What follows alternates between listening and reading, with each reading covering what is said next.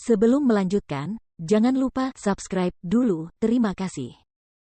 Bab 342, aku akan membuatnya berharap dia mati. Tuan, Nyonya. Tidak perlu menangis lagi karena keluarga Anda sudah bersatu kembali, dan Anda akan punya banyak waktu untuk berbicara.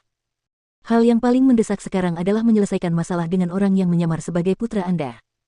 Mama Su menyeka air matanya saat mengingatnya dan menoleh ke suaminya. Yi Hong menemukannya.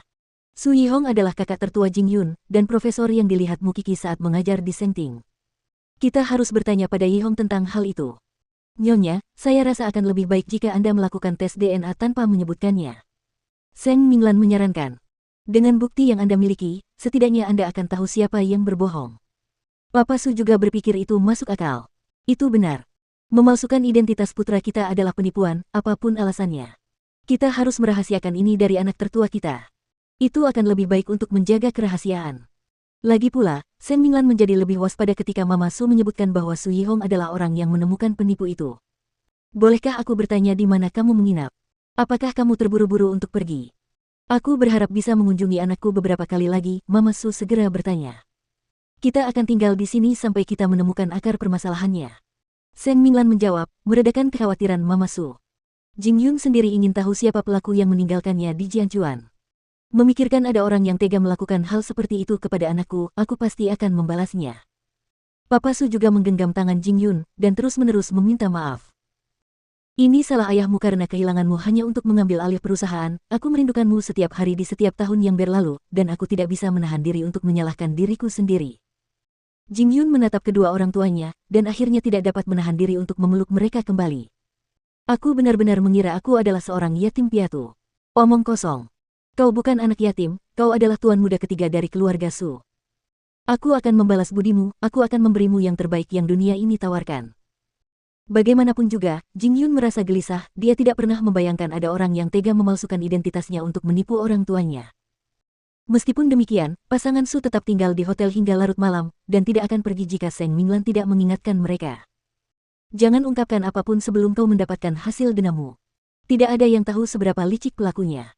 Katanya sebelum mereka pergi. Mama Su menyimpan kata-kata Seng Minglan dalam hati, dan mendiskusikannya dengan suaminya dalam perjalanan pulang. Saya tidak perlu memeriksa untuk mengetahui bahwa Jing Yun adalah putra kami. Dia sangat mirip dengan Anda saat masih muda, dan foto Nona Seng juga membuktikannya. Meski begitu, hati saya seperti ditusuk jarum saat mengetahui bahwa putra kami dibiarkan berkeliaran dan menderita begitu banyak. Dan aku tidak. Papa Su menimpali. Saat pertama kali melihatnya, aku langsung tahu bahwa dia anakku juga, karena aku bisa merasakan darahku mengalir di dalam dirinya. Tapi Nona Seng benar, sayang. Kita tidak bisa terus membiarkan pelakunya lolos begitu saja, kita harus menahan diri dan tidak menunjukkan apapun saat kita sampai di rumah. Tenang saja. Aku akan membuat para pembohong itu berharap mereka mati saja. Setelah diskusi mereka selesai, pasangan itu kembali ke rumah dan mendapati penipu mereka duduk di ruang tamu dan bermain-main dengan telepon genggamnya. Mereka mendekatinya seperti biasa. Mama Su kemudian dengan saksama mempelajari tanda lahir si penipu, dan menyadari bahwa itu lebih merupakan tato daripada tanda lahir alami. Ibu, ayah. Sudah larut malam, kemana saja kalian? Bertemu teman lama. Jawab Mama Su. Ya, sekarang sudah malam. Kamu harus tidur. Penipu itu mengangguk dan pergi ke kamarnya sambil membawa teleponnya, kemudian Su Yihong yang kelelahan masuk melalui pintu. Ibu, ayah. Yihong, bagaimana persiapan untuk pindah ke Jianchuan? Tanya Papa Su.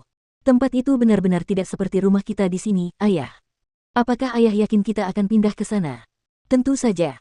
Ini adalah tempat yang menyedihkan bagi kita, itu sebabnya aku ingin membawa saudara-saudaramu untuk memulai hidup baru.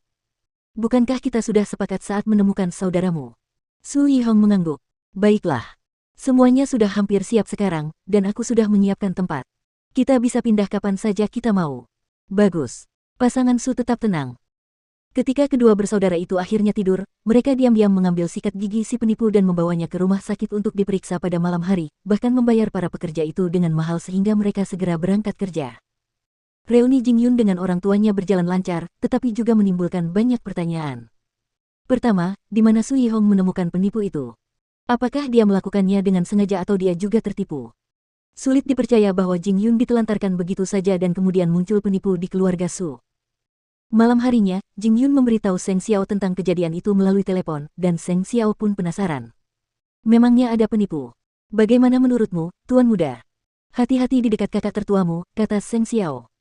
Ngomong-ngomong, kakek sudah mendengar tentang apa yang terjadi antara kamu dan kakak keempat, dan dia hampir gila.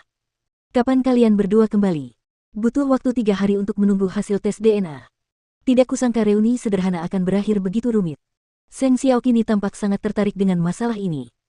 Jika seseorang benar-benar mempermainkanmu seperti itu, Jing Yun, bagaimana rencanamu untuk membalasnya? Lagi pula, siapapun di pihak Seng Xiao tidak akan pernah kalah, terutama dengan dendam sebesar ini. Aku akan membuatnya berharap dia mati saja. Pada saat yang sama, Mu Qi tergeletak di dada Seng Xiao dan mendengarkan percakapan mereka, otaknya yang lelah segera pulih. Saya tidak dapat membayangkan bahwa kita akan bertemu dengan seorang penipu yang mengaku sebagai putra orang lain. Dan tentu saja, tes DNA bisa dipalsukan untuk menipu siapa saja, terutama pasangan Su yang sangat rentan terhadap kebohongan karena mereka sangat merindukan putra mereka. Alangkah baiknya jika semuanya berjalan baik untuk Jing Yun. Saya harap tes DNA segera dilakukan, kebenaran terungkap, dan penipu itu diusir. Haruskah kita pergi ke sana untuk menikmati pertunjukan? Seng Xiao mengangkat alisnya saat bertanya kepada anak kecil di dadanya. Lagi pula, kamu sedang istirahat, dan aku bisa jalan-jalan denganmu. Kamu pasti takut ada pelaku lain di balik kasus ini dan Jing Yun mungkin akan tertipu. Mu Qi segera mengetahuinya. Tentu saja aku baik-baik saja, meskipun kakek mungkin bertanya kemana kamu pergi. Dia tidak bisa menghentikanku. Kalau begitu, kita akan melakukannya. Mu Qi tampak agak bersemangat. Ngomong-ngomong, kamu benar-benar memperlakukan Jing Yun seolah-olah dia adalah saudara kandungmu, Xiao Xiao. Dia tidak ada bedanya dengan tangan dan kakiku setelah mengikutiku selama bertahun-tahun. Dan setidaknya, dia punya lebih banyak perasaan daripada sekumpulan sampah di keluarga Seng.